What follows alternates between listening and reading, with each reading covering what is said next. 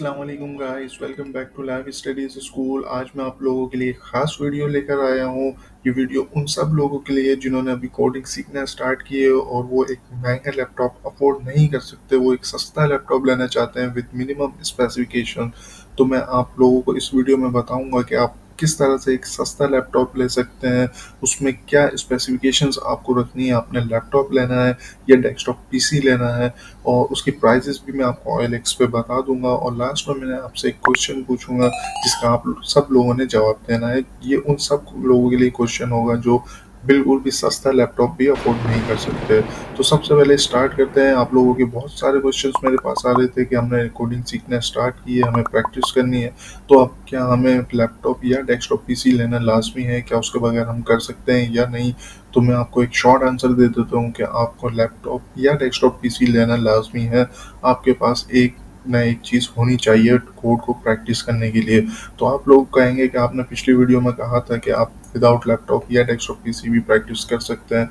जी हाँ, मैंने कहा था कि आप मोबाइल में कर सकते हैं और इसकी एक वीडियो भी मैंने अपने चैनल पर बना के डाल दी है। अगर आपने नहीं देखी है तो आप वो जाकर देख सकते हैं, मैं डिस्क्रिप्शन में लिंक दे दूंगा। मगर मोबाइल में अगर आप कोड करते हैं तो आपको मुश्किलात पेश आएंगी। जी हाँ, अगर आपको मैं एक सैंपल देता हूँ। जो लैपटॉप का कीबोर्ड है और जो मोबाइल का कीबोर्ड है वो दोनों डिफरेंट होते हैं। आप 10 लाइन ऑफ कोड लें, उसी सेम कोड को आप दोनों जगह करें, मोबाइल पर भी और लैपटॉप पर भी।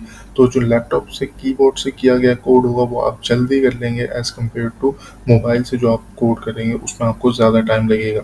इसी तरह जो आप वेब डेवलपमेंट सीख रहे हैं उसमें आप जो वेबसाइट बनाते हैं उसे आप डिफरेंट स्क्रीन साइज़ेस पर टेस्ट करते हैं कि आपकी वेबसाइट डेस्कटॉप पर, आईपैड पर, मोबाइल्स पर, डिफरेंट मोबाइल्स हैं लाइक सैमसंग है, आईफोन है, तो उन पर किस तरह से दिखती है। उसके लिए हम मीडिया क्यूरीज को यूज़ करते हैं, डिफरेंट स्टाइलिंग को यूज़ करते हैं रिस्पॉन्सिव बनाने के लिए। तो वो आप डेस्कटॉप पर आसानी से देख सकते हैं। मगर अगर आप मोबाइल में उस चीज़ की टेस्टिंग करेंगे तो आपको डिफरेंट टूल्स को इंस्टॉल करना पड़ेगा, तो वो काम भी आपके लिए और ज़्यादा कॉम्प्लेक्स हो जाएगा। मैंने आपको अपनी पहली वीडियो में जो HTML की डाली थी, ऑलमोस्ट 48 मिनट्स की थी वो, तो उसमें मैंने आपको क्रोम पर डेवलपर टूल्स के बारे में बताया था। उससे आप जाकर डिफरेंट स्क्रीन साइजेस पर लैपटॉप या डेस्कटॉप पीसी से टेस्ट कर सकते हैं अपनी वेबसाइट को कि ये किस तरह से शो होगी, उसकी रिस्पॉन्सिवनेस को देख सकते हैं। तो अगर आपने वो वीडियो नहीं देखी है तो डिस्क्रिप्शन में मैं लिंक डाल दूंगा, वो भी देख लीजिएगा। इसके बाद बात करते हैं कि चला आपने डिसाइड कर लिया कि आपने लेना है लैपटॉप या डेस्कटॉप पीसी, तो उसमें से आप डिसाइड कैसे करें कि आपने क्या चूज़ करना है इसमें से। तो मैं दोनों के आपको एडवांटेजेस बता देता हूँ, आप अपनी नीड के हिसाब से देख लीजिएगा कि आपने क्या लेना है। देखें, डेस्कटॉप पीसी और लैपटॉप के अपने अपने फ़ायदे हैं। सबसे पहले हम प्राइस कंपैरिजन कर लेते हैं। देखें, आप लेट्स सपोज आपने एक बजट फिक्स किया है कि आपने 25,000 में लेना है। तो अगर आप डेस्कटॉप पीसी लेते हैं, लेट्स सपोज हम एक मॉडल डिस्कस कर लेते हैं, कोर i5 फोर्थ जनरेशन आप 25,000 में ले लेंगे। और अगर आप उसी पैसों में लैपटॉप लेने जाएंगे तो कोर i5 थर्ड जनरेशन आपको मिलेगी। ऑलमोस्ट एक जनरेशन आपको पीछे जाना पड़ेगा, प्रीवियस लेनी पड़ेगी, क्योंकि लैपटॉप्स महंगे होते हैं। तो इस पॉइंट में प्राइस कंपैरिजन में डेस्कटॉप पीसी को फ़ायदा है कि वो सस्ते होते हैं, तो आप ज़्यादा अच्छा मॉडल ले सकते हैं उन्हीं पैसों में एज़ कम्पेयर टू लैपटॉप्स। दूसरा इसका जो पॉइंट है वो है पोर्टेबिलिटी। अब अगर हम लैपटॉप की पोर्टेबिलिटी की बात करें तो लैपटॉप को इसमें बहुत ज़्यादा एज हासिल है, क्योंकि आप लैपटॉप को कहीं भी यूज़ कर सकते हैं। कि आपने एक कोई भी टास्क किया या प्रोजेक्ट बनाया घर पे बैठ के, अब आपने उसकी प्रैक्टिस या आप कोई लेसन्स ले रहे हैं, यूनिवर्सिटी में जाके करनी है या किसी भी इंस्टीट्यूट में जाकर करनी है, तो आप उसे आसानी से कैरी कर सकते हैं, बैग में डाल के ले जा सकते हैं। मगर आप डेस्कटॉप पीसी को नहीं लेके जा सकते, या आपको कोई भी असाइनमेंट मिला हुआ है या प्रोजेक्ट मिला हुआ है, आपने अपने सर को जाकर शो करना है, तो आप डायरेक्टली में जाकर दिखा सकते हैं।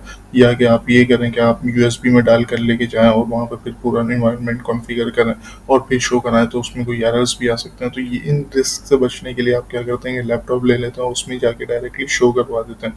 तीसरा पॉइंट है कि स्पेस एफिशिएंसी।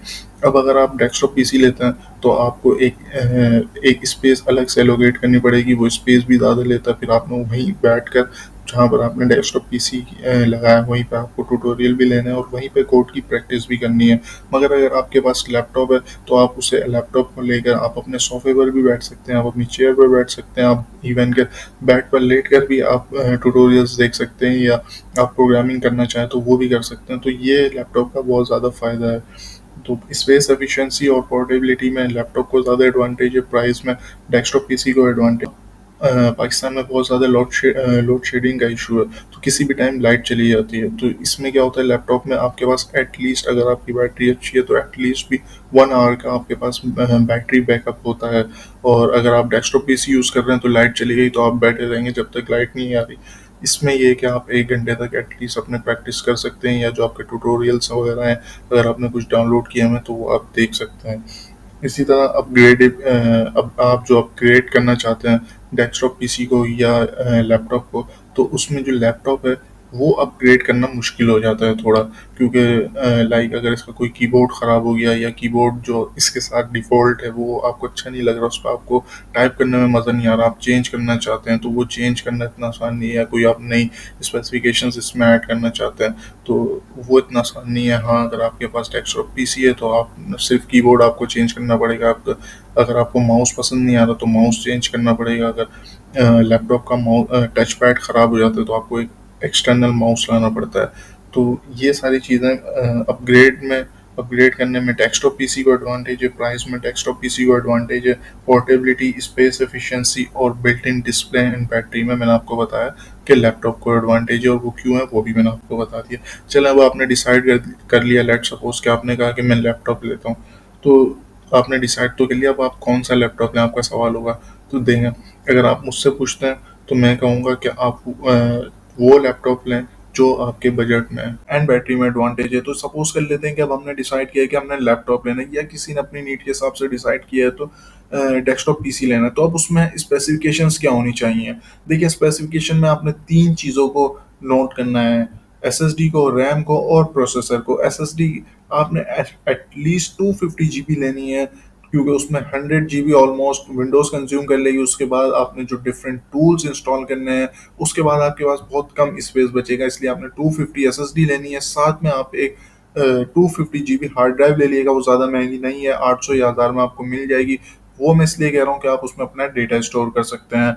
उसके बाद ये है कि आपने रैम लेना है, रैम एटलीस्ट आपने 4 GB लेनी है, क्योंकि अगर आप उसमें कोई भी आईडी इंस्टॉल यूज़ करते हैं, फॉर एग्जांपल कि आप वीएस कोड ओपन करते हो, उसमें आप कोड कर रहे हैं, तो साथ में आप जो आप वेबसाइट बना रहे हैं उसका आउटपुट देखेंगे, कोई ब्राउज़र ओपन करेंगे, उसमें टेस्ट करेंगे उस वेबसाइट को, और डिफरेंट टैब्स आप ब्राउज़र में ओपन कर सकते हैं रिसर्च के लिए।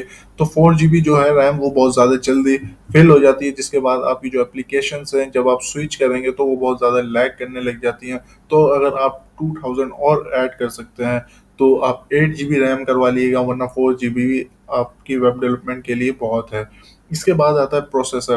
प्रोसेसर देखें, ये सबसे ज़्यादा इंपॉर्टेंट पार्ट है, ये is like a brain of computer processor. जैसे मैंने बताया था ना अपनी HTML की वीडियो में कि जावा स्क्रिप्ट HTML CSS में एक वेबसाइट का ब्रेन है। अगर आपने वो वीडियो नहीं देखी है तो मैं डिस्क्रिप्शन में लिंक दे दूंगा, आप वो वीडियो भी देख लीजिएगा। इसी तरह लैपटॉप में या पीसी में जो उसका ब्रेन है वो उसका प्रोसेसर है। अब ज़्यादातर जो यूज़ होता है वो AMD प्रोसेसर और इंटेल प्रोसेसर यूज़ होता है। AMD वगैरह ग्राफिक वगैरह के लिए, या आपने मशीन लर्निंग के कोई टास्क परफॉर्म करने हैं उसके लिए यूज़ होता है, वो ज़्यादा महंगे और वो हीटअप भी जल्दी हो जाते हैं। उसकी अभी हम बात नहीं करते, हम बात करते हैं इंटेल की, जो ज़्यादा रिलायबल है। इंटेल में सीरीज है, कोर आई सीरीज है, कोर आई 3 की सीरीज है, जिसमें जनरेशन आ जाती हैं 1 से लेकर 12 13 तक। इसी तरह कोर आई 3 है, कोर आई 5 है और कोर आई 7 है। मैं आपको कहूँगा कि आपको कोर आई 3 में भी अगर कोई मिलती है जनरेशन 4 5 थर्ड भी इवन के मिलती है तो आप ले लें। मैं जो आपको पर्सनली रिकमेंड करूंगा, जो हमने बजट डिसाइड किया था वीडियो के स्टार्ट में कि 25,000, उसमें आपको कोर आई 5 थर्ड जनरेशन आपको मिल जाएगा इजीली। 250 GB SSD और 8 GB रैम के साथ आपको ये मिल जाएगा। ये मैंने खुद भी यूज़ किया, इसी वजह से मैं आपको ये रिकमेंड कर रहा हूँ। इसके हम लोग जाके प्राइस OLX पे भी देख लेंगे, मगर मैं आपको कुछ चीज़ें और बताना चाहता हूँ इन 3 मेन चीज़ों के अलावा स्पेसिफिकेशंस में। लाइक कि आपने, अगर आप देखना चाहें और आप मोर रिसर्च करना चाहें, या आप थोड़ा अच्छा लैपटॉप अफोर्ड कर सकते हैं तो आप लेना चाहते हैं, तो आप उसमें थ्रेडिंग देख लीजिएगा, कैश देख लीजिएगा। थ्रेडिंग में आपको बता देता हूँ थोड़ा थ्रेडिंग के बारे में। थ्रेडिंग ये है कि आपका जो प्रोसेसर है वो साइमल्टेनियसली कितने टास्क को परफॉर्म कर सकता है। मतलब मल्टीटास्किंग और पैरेलल प्रोसेसिंग में थ्रेडिंग हमें हेल्प करती है। इसी तरह कैश कैश सबको पता है कि हम जो फ्रीक्वेंटली एक्सेस डेटा होता है उसको यूज़ करने के लिए हमें कैश यूज हेल्प करती है, जिसमें L1 L2 L3 कैश आ जाती हैं। L1 सबसे स्मॉलर होती है और सबसे फास्टेस्ट होती है, और L3 सबसे लार्जर होती है और सबसे स्लोअर होती है। इसी तरह क्लॉक स्पीड आ जाती है। क्लॉक स्पीड बेसिकली क्या है, the number of cycles a processor can execute in a second. तो एक सेकंड में एक प्रोसेसर कितने नंबर ऑफ साइकिल एग्जीक्यूट करता है उसे क्लॉक स्पीड कहते हैं। क्लॉक स्पीड को और ज़्यादा इंक्रीज आप कर सकते हैं टर्बो बूस्ट स्पीड टेक्नोलॉजी के जरिए। आप वो भी देख लेगा कि अगर आपके लैपटॉप में है या नहीं। इसी तरह एक चीज़ है TDP, थर्मल डिज़ाइन पावर। ये जो लैपटॉप जो पावर कंज्यूम करता है उसकी मेजरमेंट के लिए यूज़ होती है। इसी तरह आपका लैपटॉप कितना हीटअप होगा उसकी भी मेजरमेंट के लिए TDP यूज़ होता है। जितना कम TDP होगा उतना कम आपका लैपटॉप हीटअप होगा, उतनी ही कम आपके बैटरी जो है कंज्यूम होगी। तो मगर ये है कि उसके फिर स्पीड भी स्लो हो जाएगी। और जब TDP ज़्यादा होता है तो ज़्यादा अच्छा प्रोसेसर परफॉर्म करता है, और फिर बैटरी भी ज़्यादा जल्दी गिर जाती है। तो इस इन चीज़ों को आप देख लीजिएगा। इसकी मैंने आपको मतलब बहुत ये इनिशियल लेवल की डेफिनेशंस टाइप बताई हैं, एक्सप्लेन की है। इसको आप और डिटेल में देखना चाहें तो देख लीजिएगा। इसी तरह वो प्रोसेसर्स की जो नंबर्स होते हैं उसमें U, P, H और M वगैरह आ जाते हैं। अगर आप Core i5 थर्ड जनरेशन लेते हैं तो उसमें M सीरीज के होंगे। इसी तरह UPH होते हैं। UPH मतलब नॉर्मल होते हैं, P भी नॉर्मल होते हैं। जो H होते हैं वो बहुत हाई प्रोसेसिंग वगैरह के लिए यूज़ होते हैं। लाइक जिस तरह से आपने ग्राफिक वगैरह के टास्क करने हैं, मशीन लर्निंग के टास्क करने हैं, तो उसमें H सीरीज के प्रोसेसर आप ले लिएगा। देखिए, अब हम चलते हैं अपनी स्क्रीन पर और OLX पे चलते हैं, और OLX पे जाके रेट्स देख लेते हैं मुख्तलिफ जो लैपटॉप हैं या PC के। आप देखना चाहें अपनी रेंज के हिसाब से तो आप OLX पर देख सकते हैं। अब मैंने यहाँ पे OLX पे आने के बाद फ़िल्टर लगाया हुआ है पाकिस्तान का, लैपटॉप्स का, और यहाँ पे एक आप फ़िल्टर अपनी रेंज के हिसाब से सेट कर सकते हैं। ये देखें, मैंने कहा है कि 25,000 की रेंज तक मुझे लैपटॉप्स दिखा दे पाकिस्तान में। ये देखें, ये लास्ट वीडियो में अगर आपको याद होगा मैंने आपको सिखाया था कि इनपुट लेने के लिए हम रेंज किस तरह से यूज़ करते हैं। तो देखें, OLX ने यूज़ की हुई है। ये मैंने अपनी लास्ट वीडियो में आपको दिखाया था। आपने वीडियो नहीं देखी है तो आप देख लीजिएगा। तो यहाँ पे मैंने 25,000 सेट किया हुआ था। आप चाहें तो यहाँ डायरेक्टली भी लिख सकते हैं। मैं आपको लिख कर दिखा देता हूँ।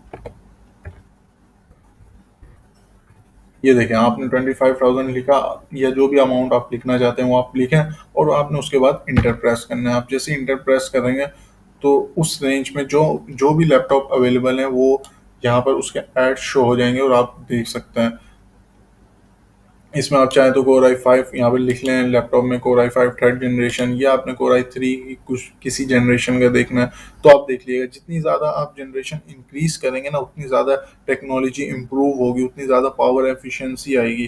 तो जो 1 से लेके 7 तक जनरली सीरीज़ है उसमें ये है कि पावर एफिशिएंसी वगैरह इम्प्रूव की गई है। मगर जो 7 से लेटेस्ट जनरेशन से लाइक 8 से अबव, उसमें ये है कि कोर्स वगैरह का नंबर इंक्रीज़ किया गया है। तो अगर आप अफोर्ड कर सकते हैं 8 जनरेशन तक लेना तो मैं कहूँगा कि आप Core i3 8 जनरेशन ले लें, या Core i5 8 जनरेशन ले लें। अगर आप Core i7 पे जा सकते हैं तो और ज़्यादा अच्छा है। अगर आप अफोर्ड कर सकते हैं, नहीं अफोर्ड कर सकते तो Core i3 में जो जनरेशन आपको इस रेंज के हिसाब से मिल रही है वो ले लें, या जो मैंने आपको बताया Core i5 थर्ड जनरेशन आप उसमें ले सकते हैं। आपने तो अब हमने देख लिया इस वीडियो में कि क्यों लैपटॉप ज़रूरी है, लैपटॉप में क्या स्पेसिफिकेशंस होने चाहिए, लैपटॉप और डेस्कटॉप के क्या फ़ायदे हैं, और मैंने आपको प्राइस का कंपैरिजन भी बता दिया है।